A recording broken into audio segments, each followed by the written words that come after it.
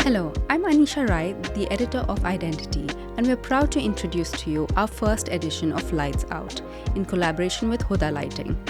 While we have plenty of panels and conversations hosted all around the city in our industry, I wanted to host Lights Out as a session that encourages conversations beyond what is discussed at panels. The topic of discussion centers around the world of luxury residential design and lighting up these spaces. Enjoy the watch. I want to thank you all for making it this evening, and a special thanks to our panelists on board. I'm going to pass on the mic for them to introduce themselves. Hi guys, my name is Mihir. I am the creative founder and director at Designsmith. We happily call ourselves a 35-year-old startup. We're a design and build studio based in Al Quds, and we focus predominantly on the luxury residential and the very exciting hospitality space. Hello, my name is Reem. I'm the founder of R.Qitects Design Studio. This year marks our 10th year, so we're very excited. Right now we're focusing on luxury residential design and hospital designs. Hi everyone, my name is Giulia. I'm a senior associate at XBD Collective, and I'm in the residential interior design team. We do as office both architecture and interior design for private and commercial projects. We are based in Design District since around 10 years, and yeah, that's pretty much.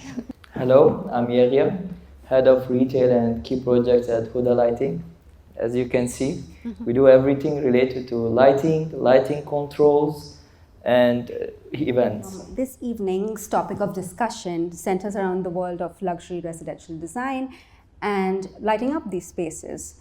But before we get into that, I'd like to start with you, Mihir, and I want to know what you're working on at the moment at Designsmith. How's the summer been? Is it as quiet as everyone thinks Dubai is at that time? So we're working on a lot of things right now, and that's a very tough question to ask. I wish I had more people from the team here to answer that. Apart from a fair few villas, luxury villas in Dubai Hills, Emirates Hills, and in Abu Dhabi, we also have some very exciting F&B and commercial projects ongoing. That's from the design side. The build side's swamped. The summer's not been quiet. The summer's not been quiet for the last couple of years, to be honest. And it's also predominantly one of the few reasons why this summer I will not be traveling, sadly, because summers are good times to be here. There's no traffic on the road. There's a lot of money to be made, and I'm very happy. With us at the moment, we're working on a lot of residential projects. A lot of the projects are in design phase, and a lot of them are in the build phase. So we're swamped with that as well. We're also working on 2 new hospitals at the moment. One is under construction and one is in the design phase. So we're bracing ourselves for a very busy few years, but we're very, very excited.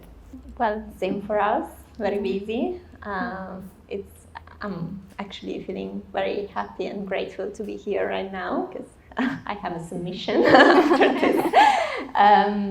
But yeah, we have a lot of projects on site, mainly private residential villas, luxury villas. We are in the design stage for a couple of big commercial residential projects as well, so developments and towers.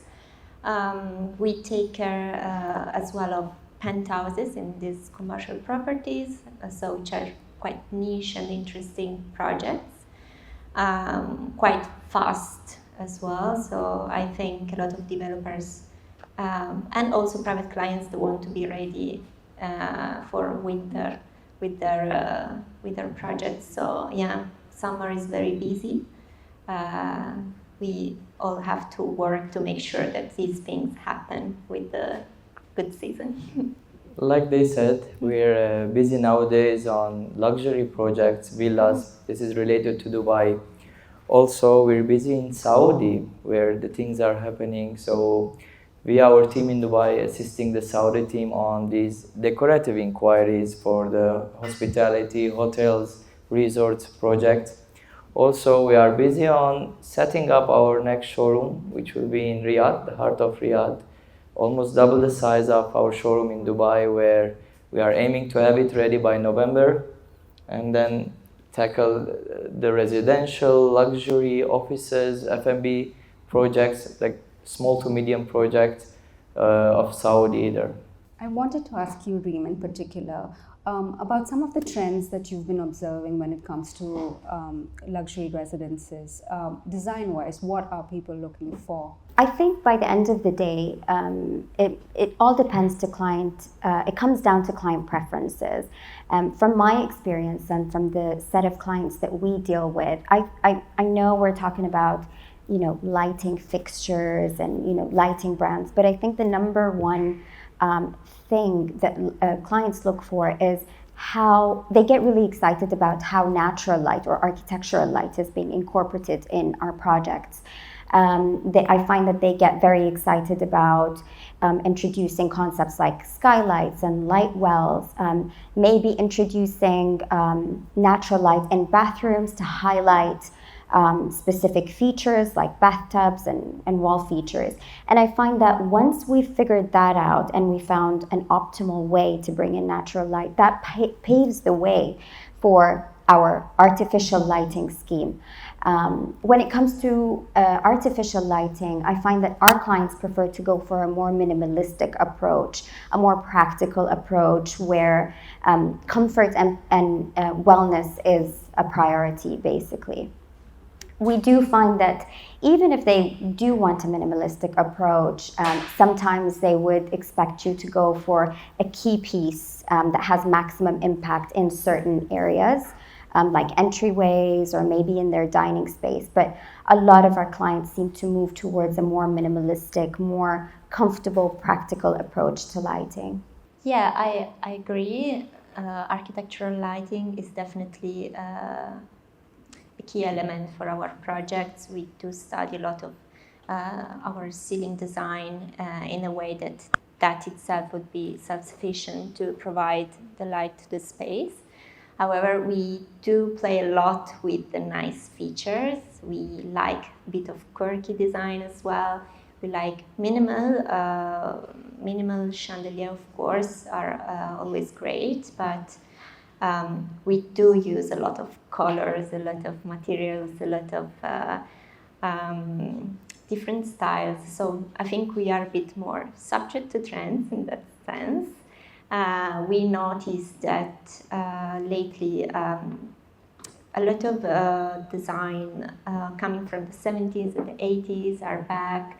So there is this vintage vibe, and we see how brands are catching up with these trends as well.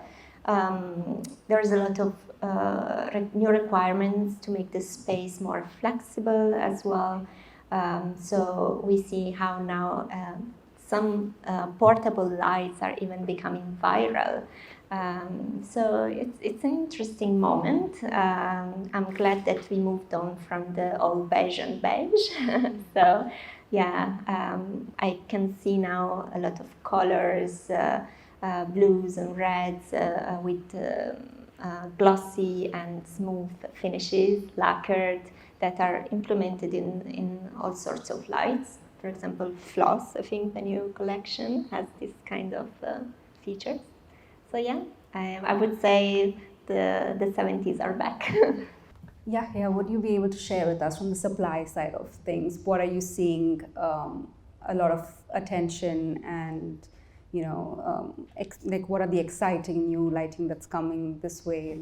I believe we can simplify it with 3 words: simple, minimal, yet efficient. Because nowadays, everyone is asking for clean ceilings, small lights, simple lights. So that's why you can see most of the factories and manufacturers now, there is the competition of who will create a smaller downlight or a thinner track light.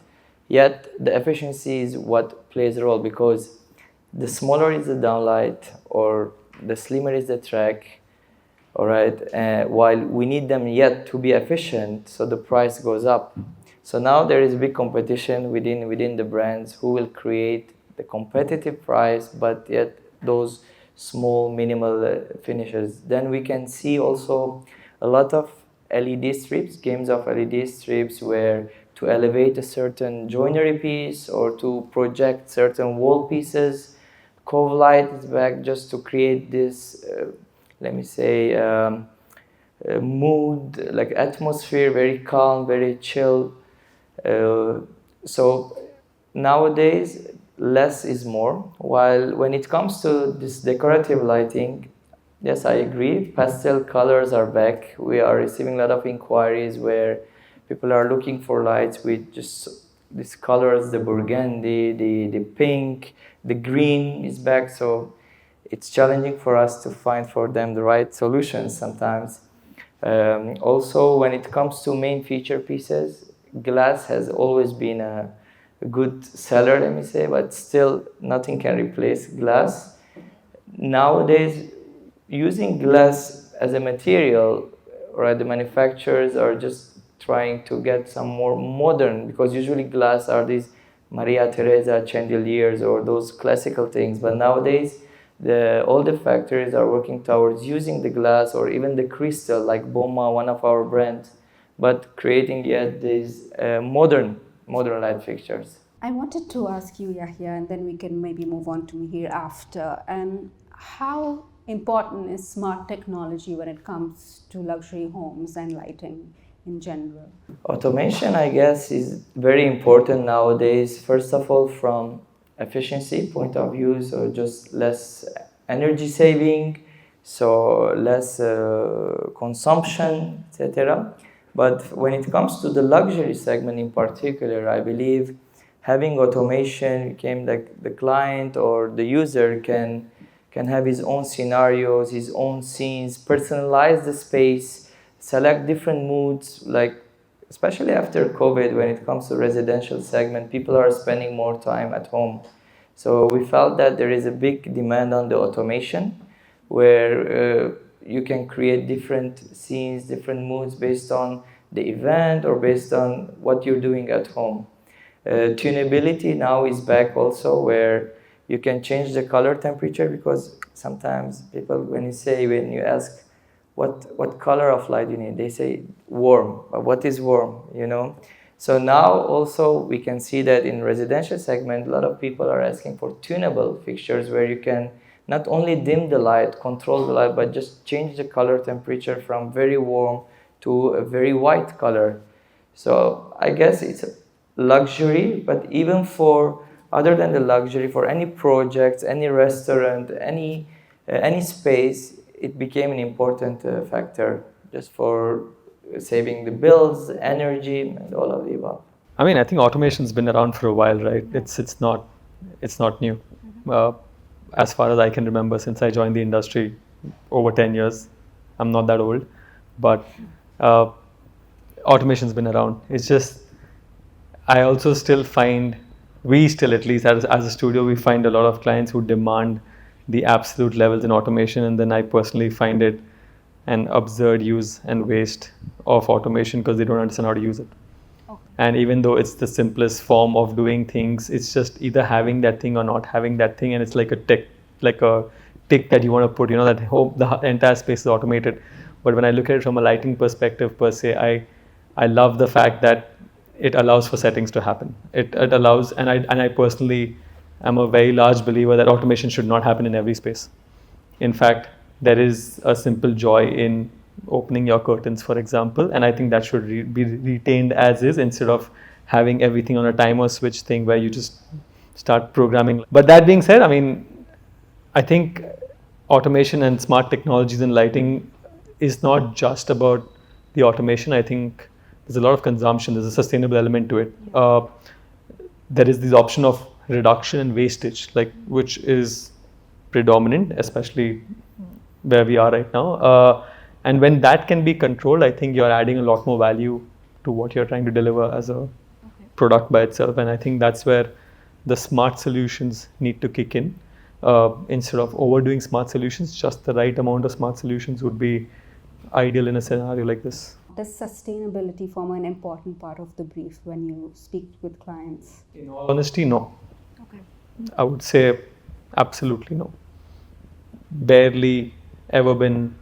I mean, honestly, like it's a 90-10 split. If I had to say right now, when you try and pull in these solar solutions and things like that, and you're saying this is available, it's an option, and don't worry, it's not a random brand from China I've picked up. It's all about the cost, and then it says no, like straight no. There are paint solutions which are effective, no. Water solutions effective, no. Like every time the cost. I mean, and especially you need to be very, very clear about the market that's in Dubai right now. That why we're all so busy at this moment is an influx of money coming in and population coming in where there is no dearth and shortage of what I can and cannot acquire, and hence no, sustainability is not the biggest conversation point. You can try and educate and guide and navigate, push through in that direction slightly, but honestly, from my experience right now, we're seeing 1 in 10 people say yes to a genuine sustainable solution without having to bicker, whine, cry, and then push that down their throat by saying this is what you should be doing for the future. Giulia, do you have a similar perspective or is it different? I know XBD has done a villa with a massive solar panel in Emirates Hills. Could you tell us a little bit about that project? I agree with the fact that most of clients probably require a little bit of education in that sense. We were lucky to work on a project where the client was interested in that approach and saw that as a value also in the long term. And I think Solar House was a good example of this practice. But yeah, when this is not possible, I think what we can do is try to work with the tools we have. Even if it's not the first requirement from the client, we know that there are brands that are more careful towards sustainability. And I'm not talking only about the energy consumption, but also about the processes and the materials they use for the production of the lights themselves. For example, more and more brands are using alternative materials, and I mean, we know that like sustainability, I mean, it's 30 years that brands try to use it also as a marketing tool. But I feel that recently there are really like new interesting designs where this concept has been applied. You have to dig a little bit more, like properly reading the specs on how a light is built to, for example, discover that there are polymers now that are coming from recycled paper, right? So, and this material is used from floss, for example. So it's quite interesting, and I think it's good. It's important for the designer to spend time and study what are the new products to be able to give the good recommendation to the clients. When it comes to aesthetics versus practicality, how hard is the client now? How easy are they to educate about this process? Because we're surrounded by social media all the time. They'll see something on Instagram. They'll come to you and say, I want this, and I want exactly this, and I want nothing different than this. But there's no context usually of the space or the place. So would you please tell us about your experience with something like this? I think we can all agree that we have struggled with this, especially when a client comes in with a completely, with this aesthetic vision for his space. But then, you need to come in as a designer and educate the client basically about what's possible and what's not possible. You try your best to bridge the gap between what the client wants and whether that's practical or not. But we do find a lot of the times our clients do listen to us. But it is a process, to sit there and to educate the client and say, okay, this is your budget, this is the constraints of your project, and this is what you want. However, this may not necessarily be achievable, but we collaborate with the client to come up with a solution that'll, work with the constraints of the project and also align with the client's vision eventually. I mean, they always have to listen, Yeah. because you're saying this because you genuinely care. You know and feel the space just about almost as much as they do, and they will feel that only once they move in. So from that perspective, and then it comes down to who's actually saying it. And if you've really built that rapport with the client where they know you love them, you care for them, and you really care about the project and the money that's there in their pocket to be spent in the best way possible, 10 on 10 clients will always say yes, because there's no other reason why would they argue? I mean, why do you come to design in the first place then? Because then your niece can do a better job somewhere else, and you should stick to that. How does Huda Lighting help create the design intent into a reality? How do you work with designers to find the right, to help them find the right support? They're very good. I'm sure they are. Thank you. So that's the most challenging part of our job, just satisfy and fulfill all the needs, because every single project, other than design, there are many needs. There is the delivery time, there is the budget, always, I guess. There is the design intent. So what we do is we start receiving the renders or briefing, if there are no renders from the design studios, and try to match as much as possible what's in the renders. So our team are well informed, well trained and we are open to many brands, because we tend to send the team to factory visits, to exhibitions, to different fairs that happen not only in our region but even in Milan, in Frankfurt. So they can just grab a good knowledge of different brands from all parts of the world, and not only what we see them displayed in the showroom. So we start proposing, but always, as I mentioned, there will be sometimes budget constraints, sometimes material, heights, application. So we go step by step with the designers, understand from them the exact needs of the project, and try to give the right solution. This process takes time, all right, and it's sometimes complicated, because we go revisions and revision. But what we achieved throughout these years is to make sure that we don't, let me say, promise a project without a problem or without a mistake or without a delay. But I believe where we play a good role is the after sales service, all right, and thanks to our relationship with the brand. So sometimes we need to do some modifications, sometimes we need to speed up some production time, sometimes we have to do any change related to that product, to that project, just to fulfill the client needs. So thanks to this relationship built throughout these years, we are able just to at least make their life easy when it comes to selections, when it comes to lighting. Giulia, I'd like to ask you, what are some of the challenges you encounter while sourcing materials in general for luxury residential projects? I think one of the biggest challenge is lead time, of course. We have sometimes our design ready, it's sold to the client, we are all happy about it, and then for some missing materials around the world, and we find out that the lead time is shifted from 6 months to 12 months, and then that's a big problem for us. And after 2020, this happened more and more, especially for luxury brands. So that goes make us going through reiterations of the design, and basically we have to repeat again and again the design process and the approval process. And when you start to change things, and then you have to change everything else, because then it doesn't match anymore. So I think lead time recently in terms of luxury items has become the biggest challenge for us.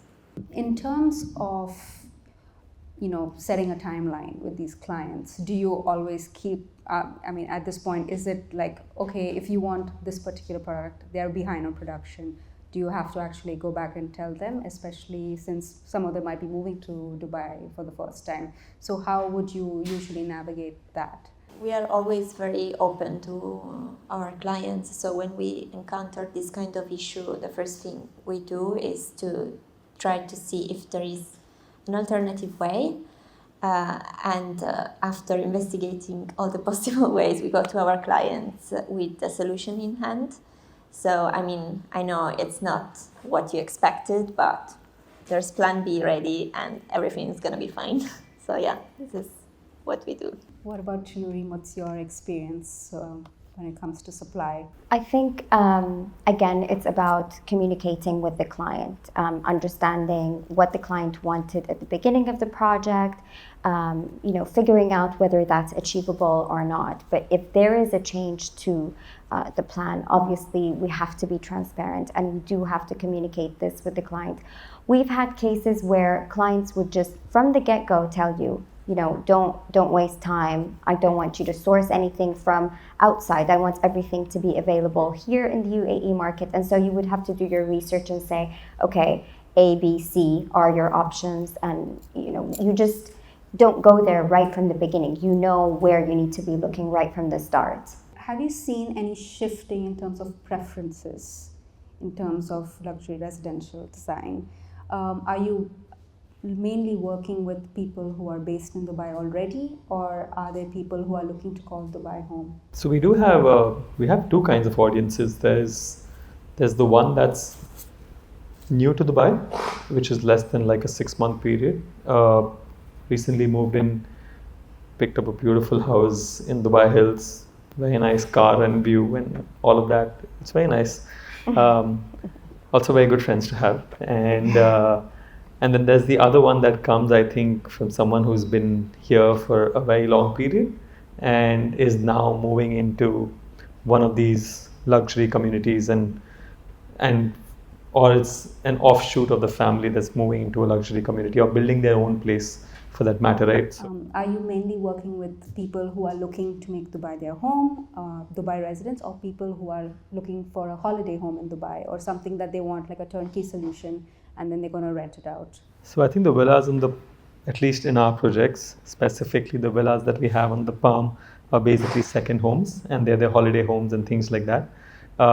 I also genuinely do believe these homes will not last with them for very long, and they are a plan to exit at some level because that's directly how the budgets have been communicated from day one and from the start. It's a full turnkey, enter, that's my budget, give me the whole thing. I'm going to live here for the winter, which is happening this winter now, and I am 99% sure that the house will be sold before they see it again. So it's the two sides of that, but it's amazing because these people have homes all across the world, and it's just that new thing that I want to have a house in Dubai and I want to live this life, and that's great. I mean, and then they're spending reasonable fair amounts of money to build that space for themselves, which is great.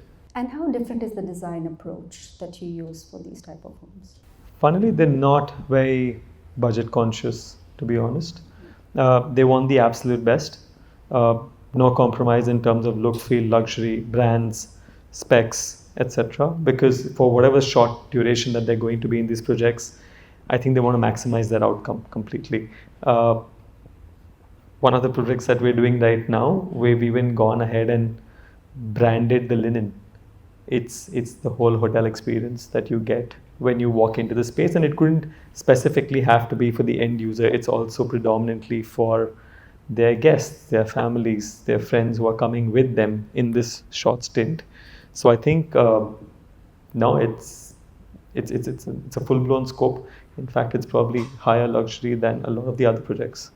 What about you, Reem? What are you experiencing in terms of luxury? Are they mostly Dubai residents? Are they locals? Are they people who are moving to Dubai for the first time to set up a permanent base? Or are they mostly like holiday homes that they hope to maybe exit in the future? With us, the majority of our clients are Emirati people. A lot of them are actually young people just starting out, so building their first homes. So the projects are always very personal, and there is a lot of like this emotional weight on their projects. But we do also have Emirati clients who, they're building their second or third home. We have projects in the Palm. So with those projects, the clients want the best of the best.